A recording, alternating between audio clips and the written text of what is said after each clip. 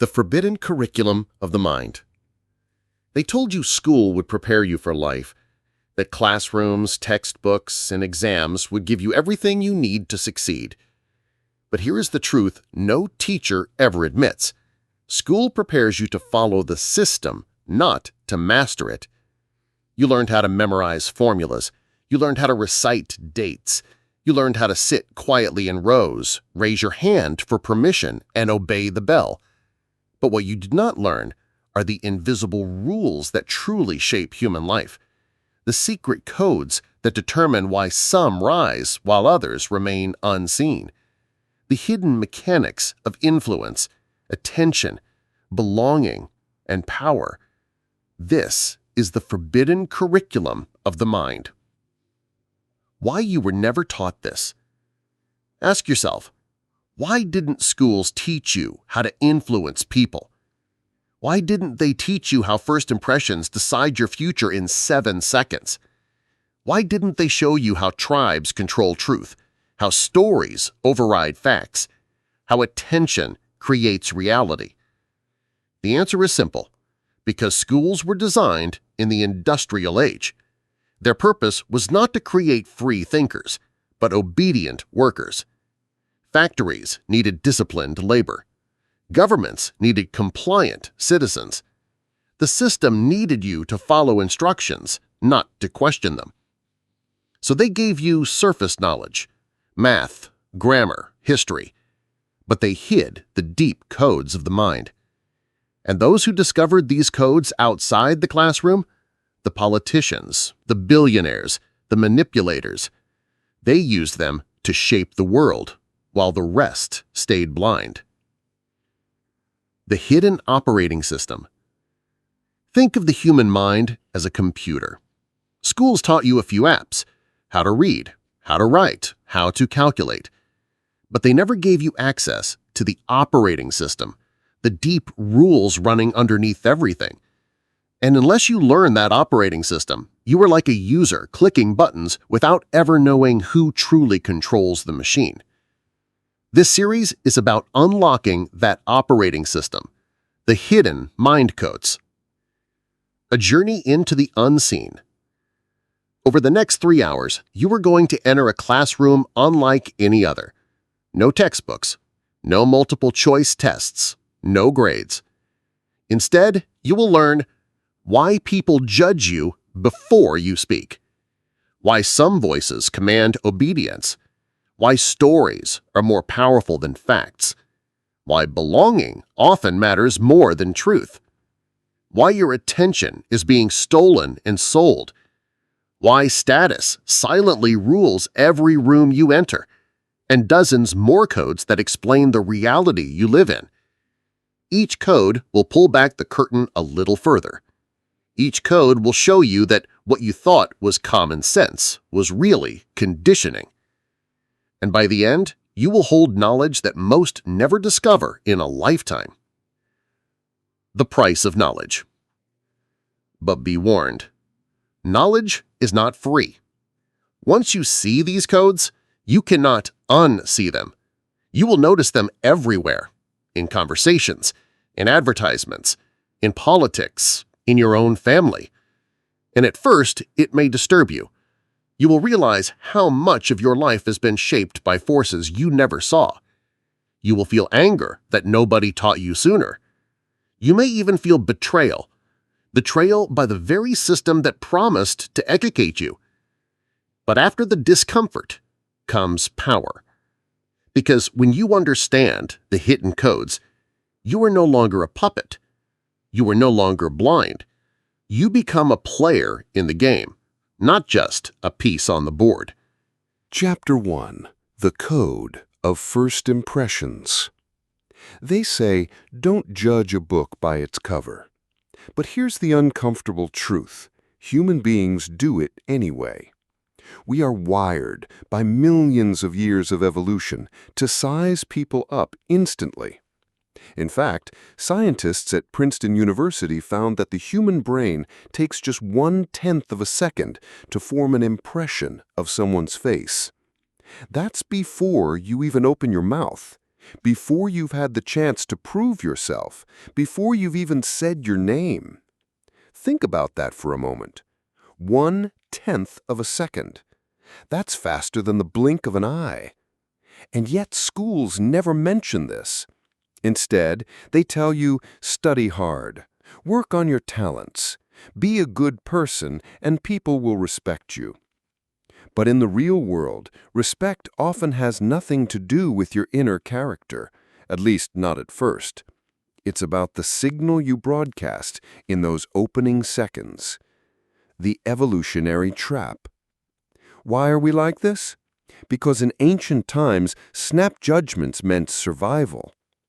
Imagine you're a caveman 100,000 years ago. You see a stranger approaching. Do you wait 10 minutes to analyze his personality? No. Your brain instantly scans for danger. Is he aggressive? Is he strong? Is he trustworthy? Should I fight, flee, or follow? That ancient brain still lives inside us today. Except now, instead of caves and spears, it plays out in job interviews, first dates, and boardrooms. The suit you wear, the way you shake hands, the way your eyes flicker, all of it sends subconscious signals to the people around you. The school lie. In school, teachers said, don't worry about appearances, focus on your grades, focus on your character. And yes, character matters, eventually. But here's the hidden mind code. If you fail the first impression, most people will never stick around long enough to discover your true character. Think back to your own life. The teacher who didn't like you from day one. The boss who never seemed impressed, no matter how hard you worked. The date who never called you back, even though you felt a connection. Chances are they made up their mind in the first 7 seconds, and everything after that was simply confirmation bias. Confirmation bias in action. Confirmation bias is the brain's tendency to search for evidence that supports its initial judgment. Let's say you meet someone at a party. He's tall, well-dressed, speaks slowly with confidence. Your brain instantly files him under high status, reliable, competent. Now, even if he makes a mistake later, maybe he spills his drink, your brain forgives it. Oh, just an accident. He's still confident and trustworthy. But flip the script. Imagine you meet someone who looks nervous, avoids eye contact, stumbles on their words. Your brain files them under insecure, weak, unreliable. Now, even if they say something smart later, your brain resists. Maybe it was luck. They're probably not that impressive. That's the brutal power of first impressions, and it explains why so many hardworking, intelligent people remain invisible, while others with less talent but better presentation rise to the top. Real-world story, the job interview. A young man named Arjun walks into a job interview. He's brilliant, top of his class, great technical skills. But when he enters the room, his shoulders are slouched. He avoids eye contact with the interviewer. He speaks quickly, almost apologetically. The interviewer's brain, in those first 7 seconds, has already filed Arjun as nervous, not leadership material. No matter what Arjun says afterwards, his GPA, his achievements, his projects, the interviewer unconsciously filters it through that first impression. At the end, they shake hands politely, but the decision was made before the conversation even began. Now compare this to Maya, another candidate. She enters the room with upright posture. She smiles warmly, pauses before speaking, and greets the interviewer by name. In those 7 seconds, the interviewer's brain says, confident, professional, leadership potential. Even if Maya stumbles on a technical question later, the interviewer forgives it. She probably just got nervous. She's clearly capable. And who gets the job? Not the most intelligent candidate, but the one who mastered the mind code of first impressions. The hack: engineering your first 7 seconds. So, how do you hack this? How do you control the first impression instead of being controlled by it? Here are the steps.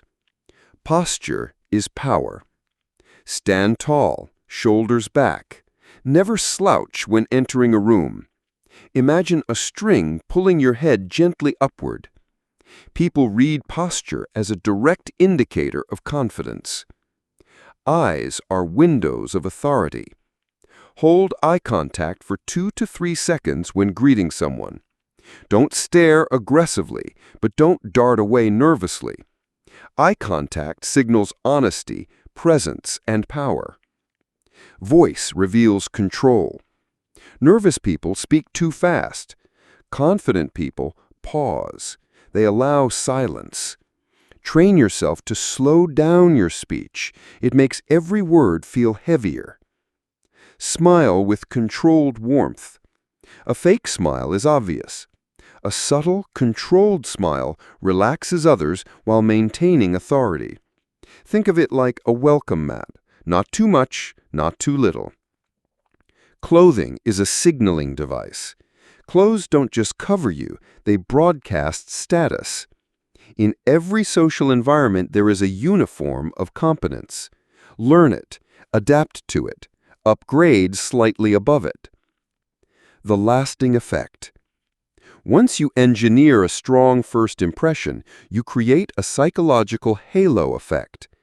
That means everything you do afterwards is interpreted more positively. People give you the benefit of the doubt. They defend your reputation when you're not in the room. They believe in your potential even when you haven't proven it yet. But if you fail those first 7 seconds, you'll be fighting uphill against someone's subconscious bias, a bias they may never even realize they hold. The mind code summarized. First impressions decide your future in 7 seconds. They are formed before logic, before reason, before conversation. They are built on ancient survival instincts and locked in by confirmation bias. Schools never teach this because they assume the world is fair. But in the hidden world of the mind, fairness is irrelevant. Perception is power. And once you understand that, you can step into any room, any meeting, any relationship, and silently command respect before you even speak. This is the first hidden code. Now, let's move to the second mind code, one that reveals why some people's voices are instantly obeyed, while others fade into background noise. Chapter 2. The Code of the Voice. Why some are obeyed instantly and others ignored. Your voice is not just sound. It is a weapon. It is a signal. It is an invisible fingerprint of authority or weakness. You might think people listen to you because of the logic of your words, but in reality, they are responding to something far more primal: the tone, pace, rhythm, and resonance of your voice. This is the second hidden mind code. People obey tone before they obey logic. The ancient roots of voice power.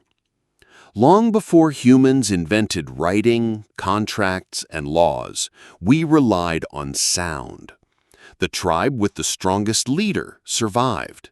And what signaled strength? A voice that carried. A voice that commanded attention around the fire, in the hunt, or on the battlefield. A trembling voice meant fear. A calm, low, steady voice meant confidence. The group's survival often depended on following the right voice.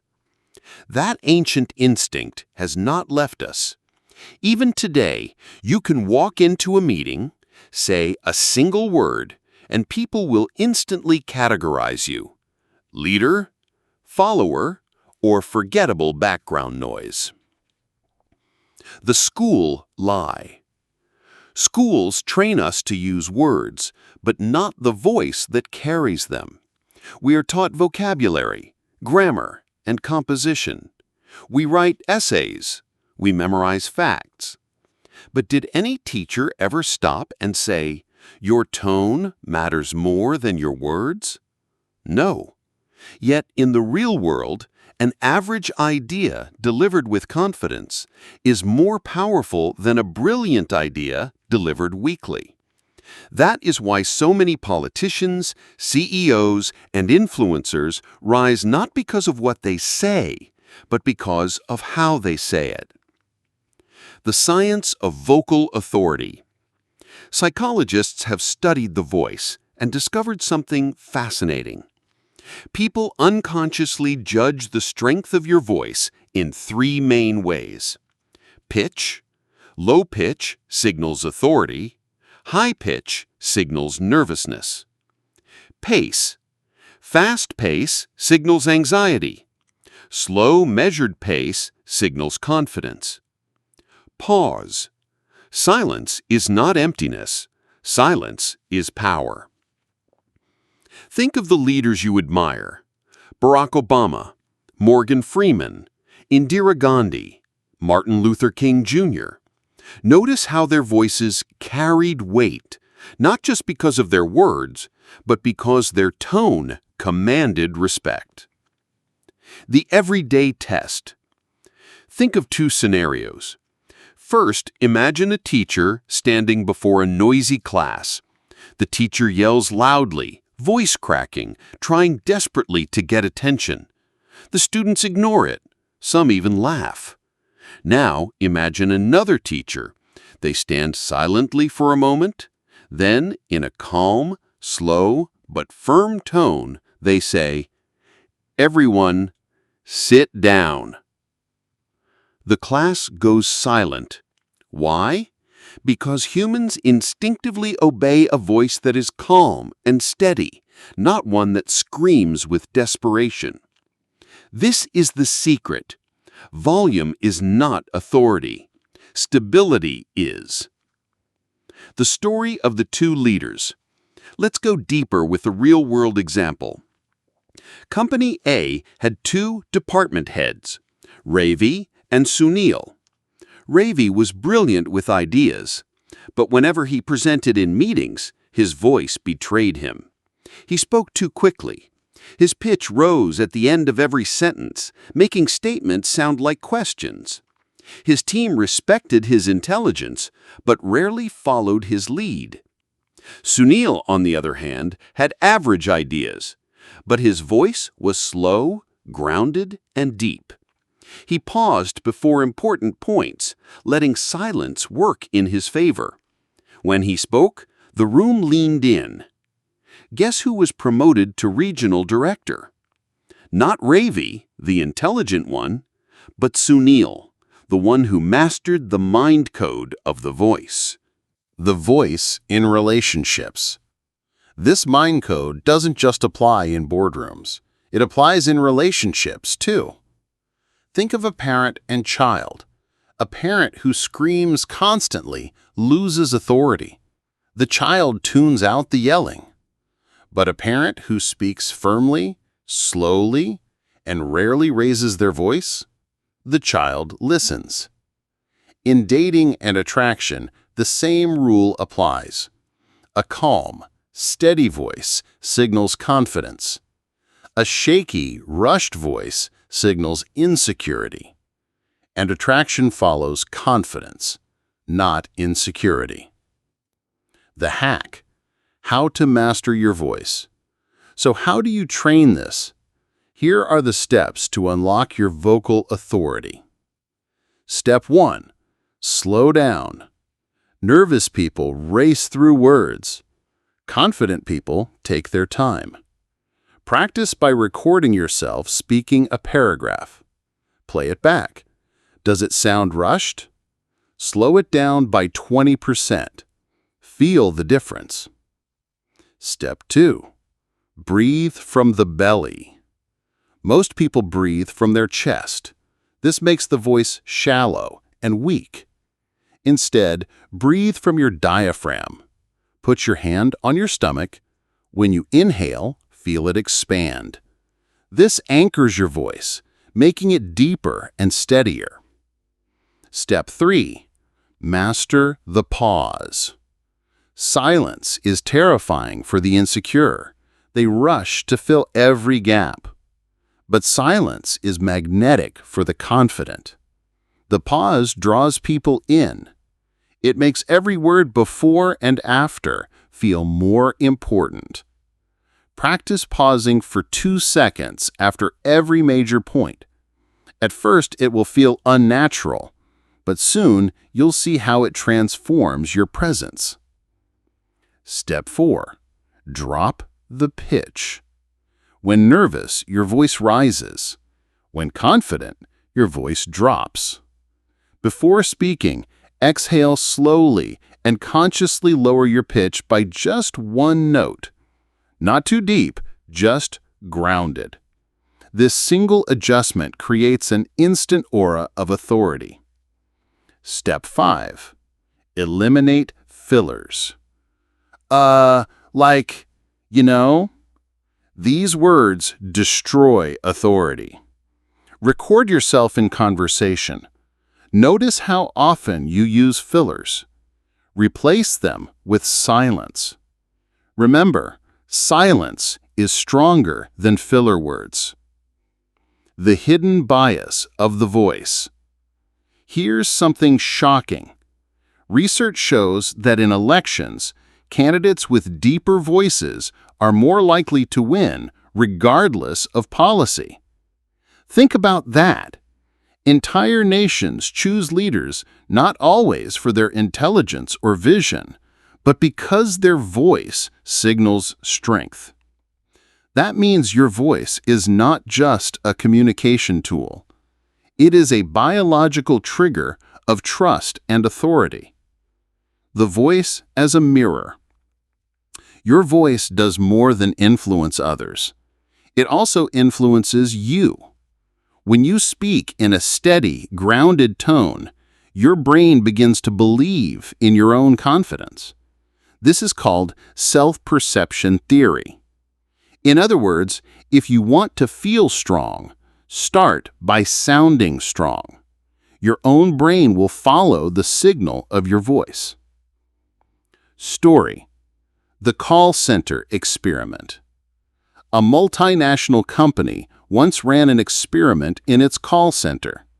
They trained half of their employees in vocal control. Slower pace, deeper tone, controlled pauses. The other half continued as usual.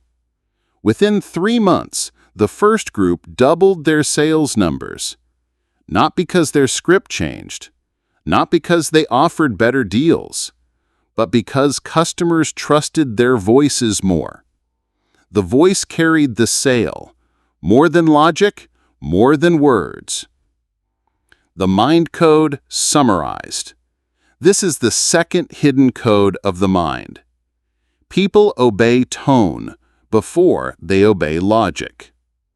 Your voice is not just sound. It is a signal of your inner state. It can betray insecurity, or it can project power. Schools never teach this. They focus on words, not on the force that carries them. But once you master the voice, you hold an invisible weapon. In meetings, people will lean in. In relationships, people will respect your presence. In negotiations, people will fold under your calm authority. Remember, volume is not power. Calmness is power. Pace is power. Silence is power. Master this, and you will discover why some are obeyed instantly, while others are forever ignored. Chapter 3.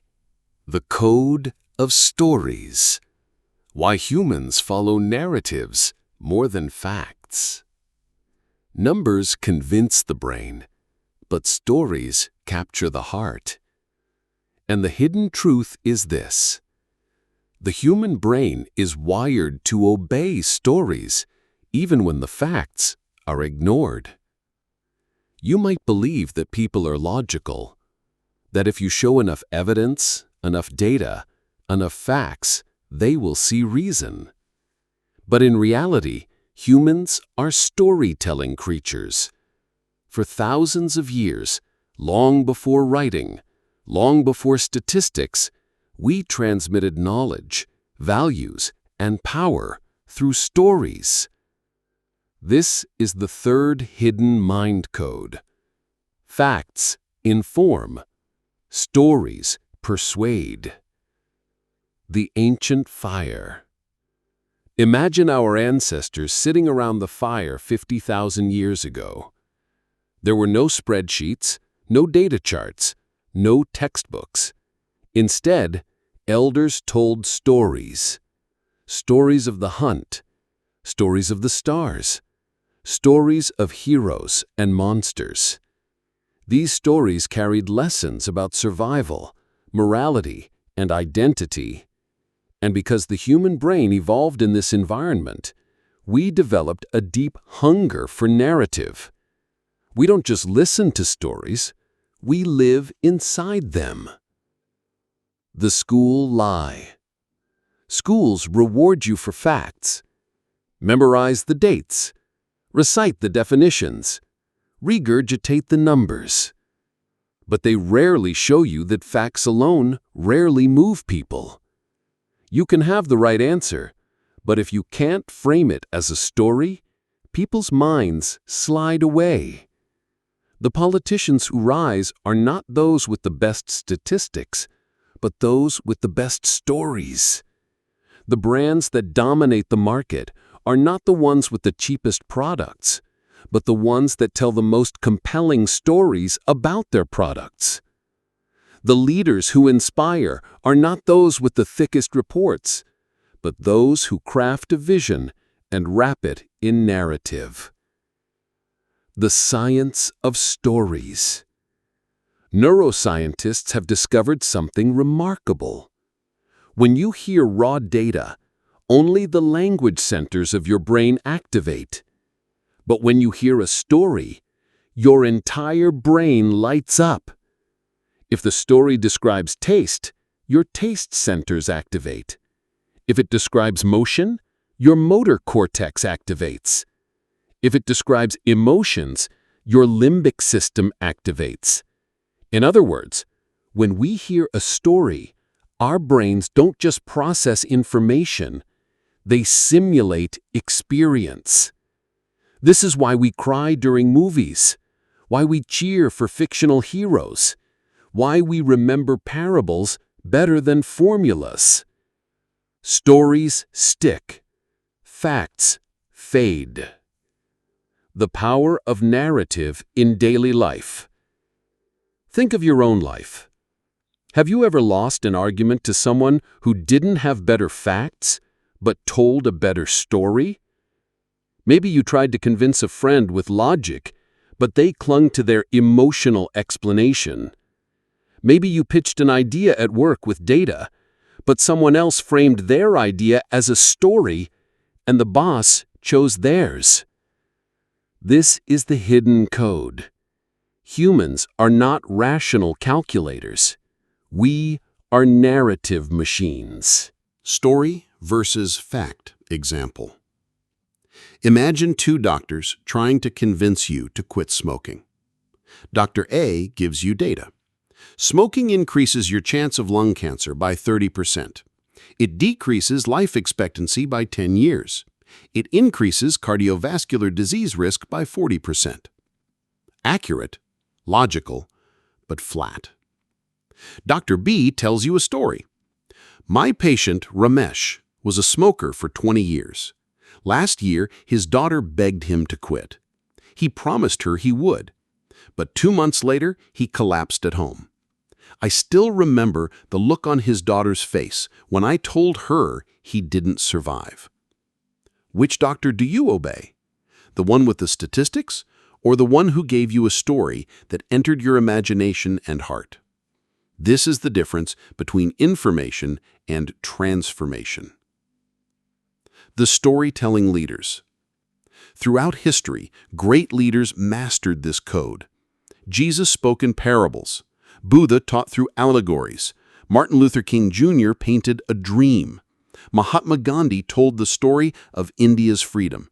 Their power was not in overwhelming facts, but in unforgettable narratives. The hack: how to tell stories that stick. So how do you use this code in your own life? How do you transform facts into narratives? Here are the steps. Step 1, the hook. Every great story begins with an opening that seizes attention.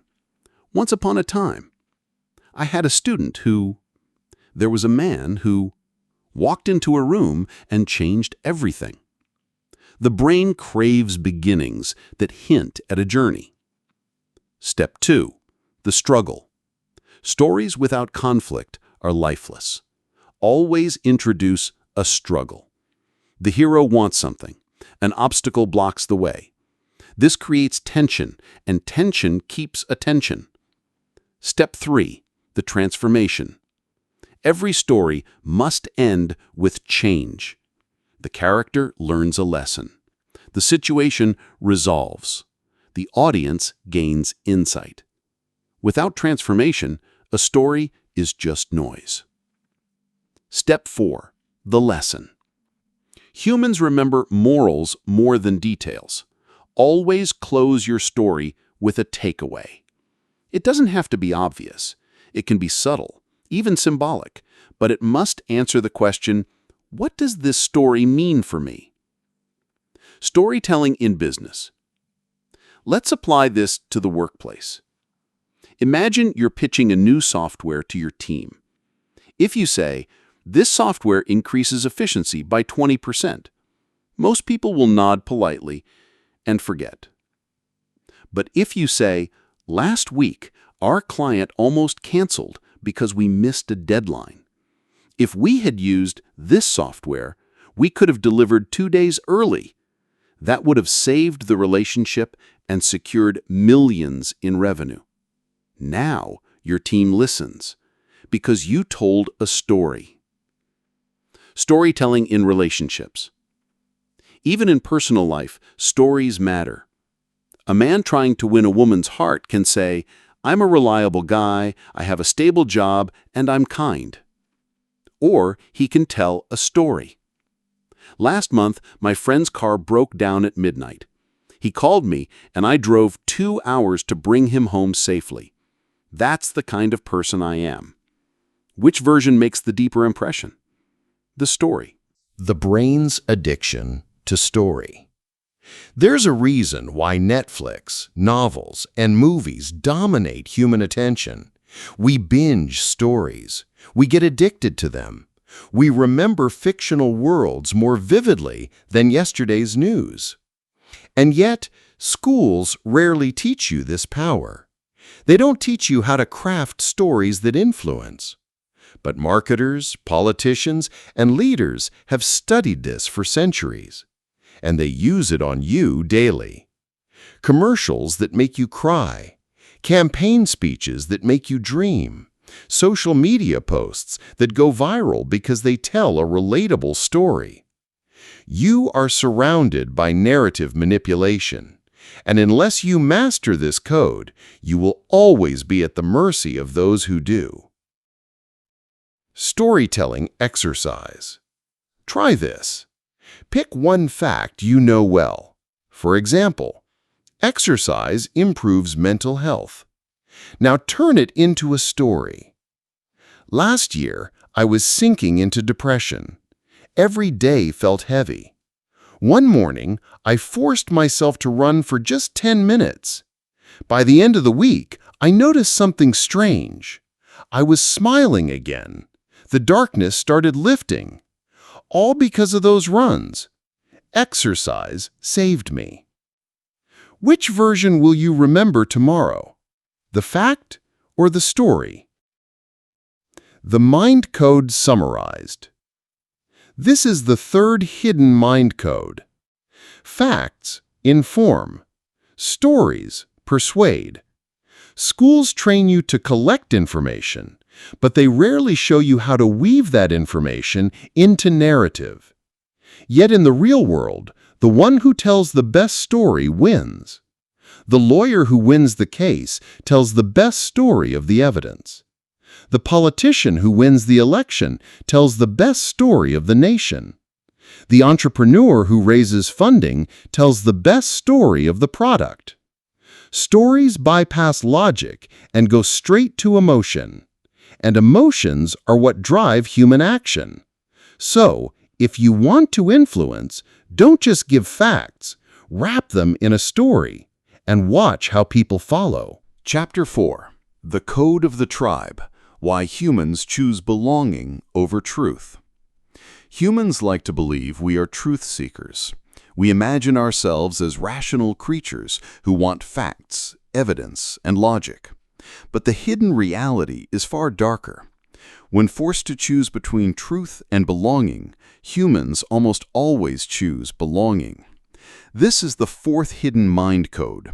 People would rather be wrong with the tribe than right and alone. The ancient survival instinct.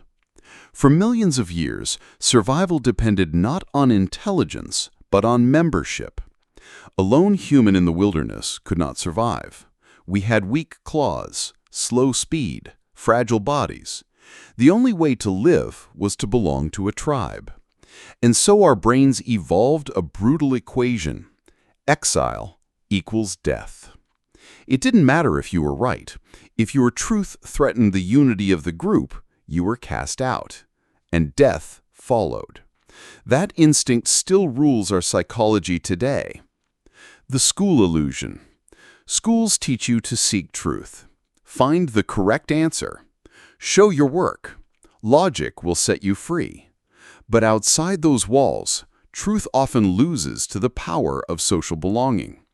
At work, employees nod along to bad ideas because the boss said them. In families, people stay silent about abuse because they don't want to break loyalty.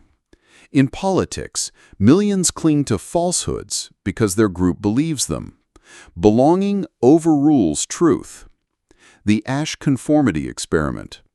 In the 1950s, psychologist Solomon Asch ran a famous experiment. He showed groups of students simple cards with lines of different lengths. The task was obvious: match the correct line. But here's the twist. In each group, all but one student were actors, and these actors intentionally gave the wrong answer. What happened? The lone real student almost always conformed to the group's wrong answer, even when the truth was clear, even when their eyes told them something different. Why? Because the brain feared standing out more than it feared being wrong. This is the tribal code at work. Real-world example. The office meeting.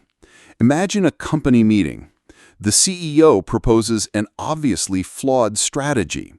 Everyone sees the flaw. But the first few senior managers nod in agreement. Slowly others follow. One by one, the room fills with fake agreement. The one junior employee who wants to object feels paralyzed. Should they speak up? Should they risk standing out? Most stay silent. The meeting ends. The bad idea becomes company policy. Not because it was true, but because belonging crushed truth. The pain of exile. Why is this instinct so powerful? Because social rejection activates the same brain regions as physical pain. Think about that.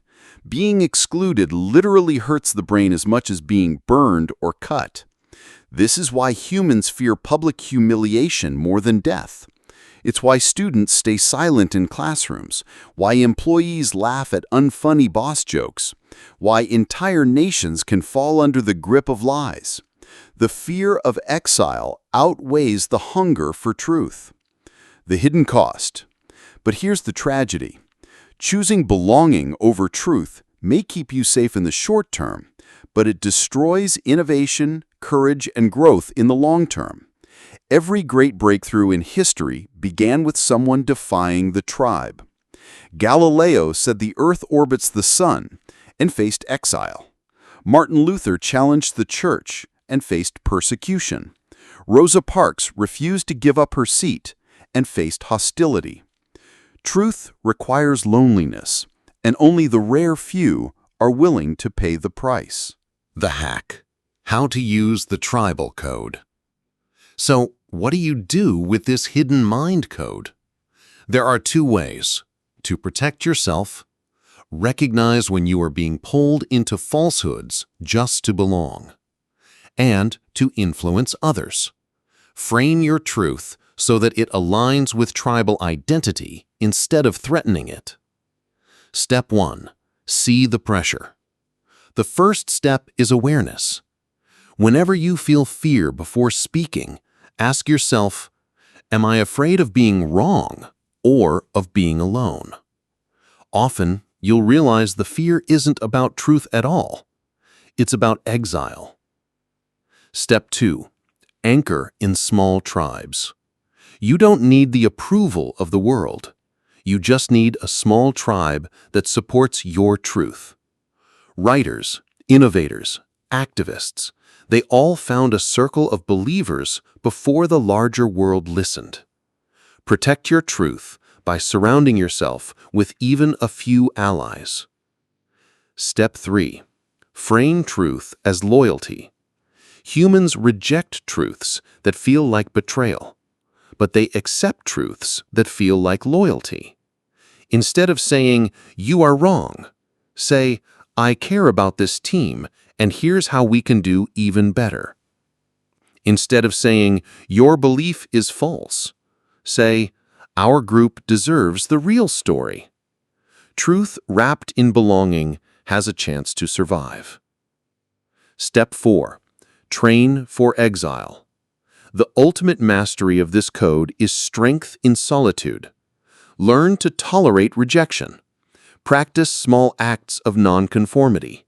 Speak against a wrong idea in a meeting. Wear something different.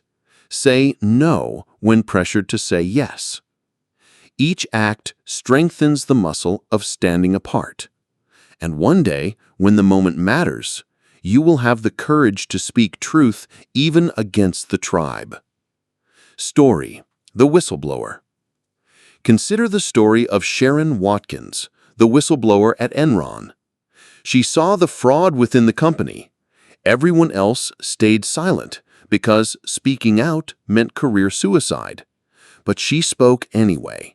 She endured isolation. She endured attacks. And in the end, she was proven right. Her courage shows the paradox of this code. The tribe punishes truth-tellers first, but history remembers them last. The tribal illusion in social media. In the modern world, the tribal instinct has moved online. Twitter, Instagram, TikTok, these platforms reward conformity to the tribe's narrative. Speak against your tribe, and you face cancellation. Speak against the mob, and you face exile.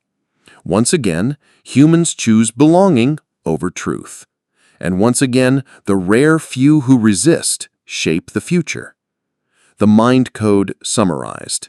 This is the fourth hidden mind code. People would rather be wrong with the tribe than right and alone.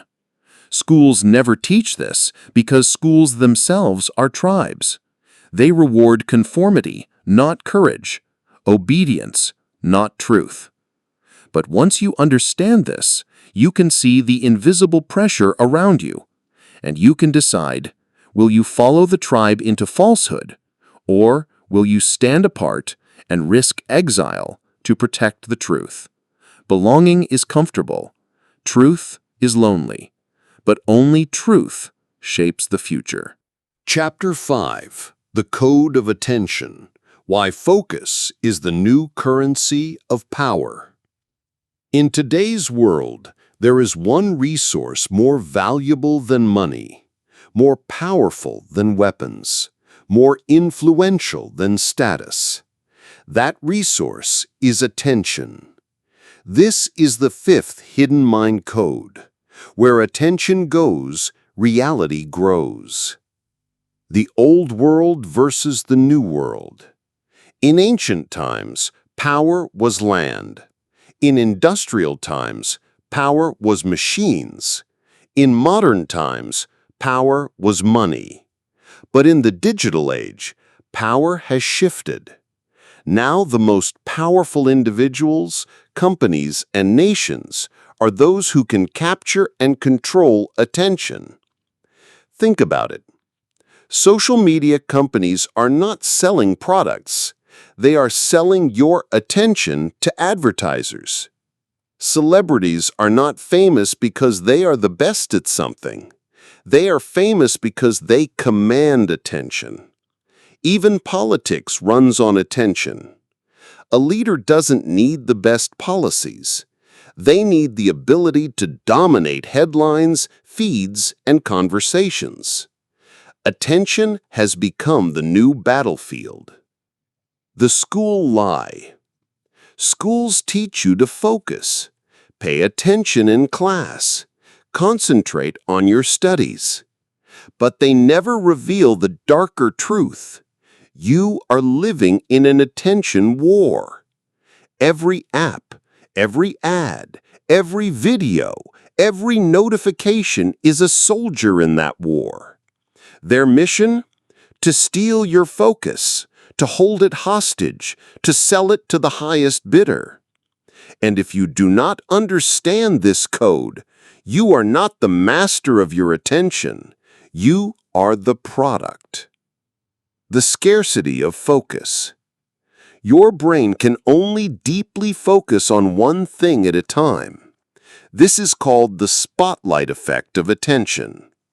But the world bombards you with distractions. Buzzing phones, flashing ads, endless scrolling feeds.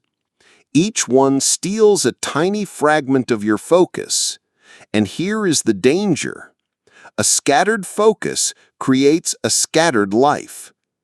The rich and powerful are not necessarily smarter than you, but they are ruthless in protecting their attention. They know, control your focus, and you control your future. The science of attention. Neuroscientists have found that attention is linked to dopamine. Every time you switch tasks, your brain releases a small hit of dopamine, a chemical reward. That's why checking your phone feels good, why opening a new tab feels exciting, why scrolling endlessly feels addictive. But this comes at a cost. Each dopamine spike reduces your ability to focus deeply. It's like spending coins from a jar. Soon there's nothing left. This is why distracted people struggle to finish projects, why they feel exhausted without working hard, why they lose years of their lives to noise. Story: The Magician of Focus. There's a story about Warren Buffett and Bill Gates. One day, they were asked, "What is the single most important factor for success?" Both men, without hesitation, gave the same one-word answer: focus. Not intelligence, not luck, not education. Focus. Because focus is the lever that multiplies everything else. Without it, your intelligence scatters. With it, even average intelligence becomes unstoppable. The dark side, manipulation of attention. But here's the sinister part. Companies and governments know this code too. That's why news channels flood you with fear, why social media keeps you scrolling endlessly, why politics thrives on outrage. Because fear, outrage, and novelty are the fastest hooks for attention. Once they have your focus, they can shape your reality.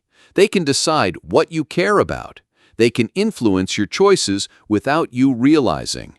The battlefield is not outside you. It is inside your own mind.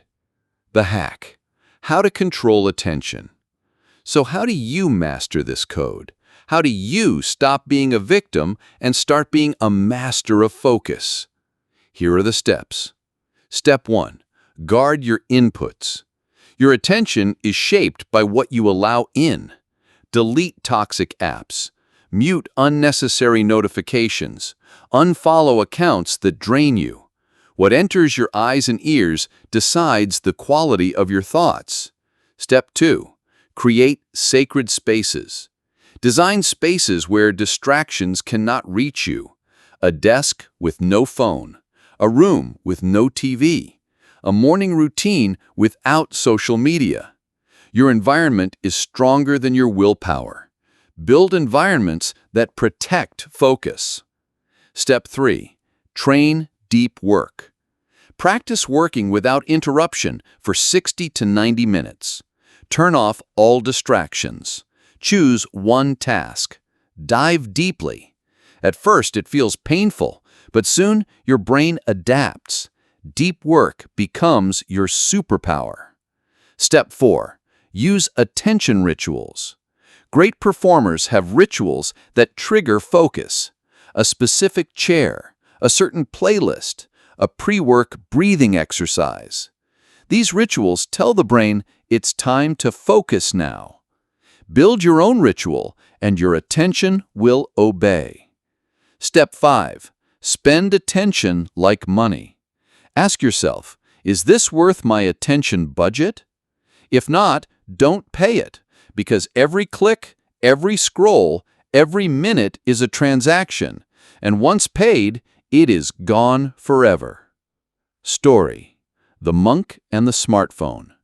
A monk once told his students, "Your mind is like a garden. Attention is the water. Whatever you water grows. If you water weeds, weeds grow. If you water flowers, flowers grow." One student asked, "Master, how do I stop watering weeds?" The monk smiled. "Put down the phone." The power of attention in influence. Now flip the code. What if you want to capture other people's attention? The same rules apply. You must hook their dopamine with novelty, emotion, or story. You must hold their focus by cutting away clutter.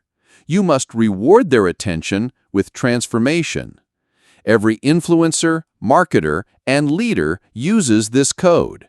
They are not selling products or ideas. They are buying your attention with hooks. The mind code summarized. This is the 5th hidden mind code.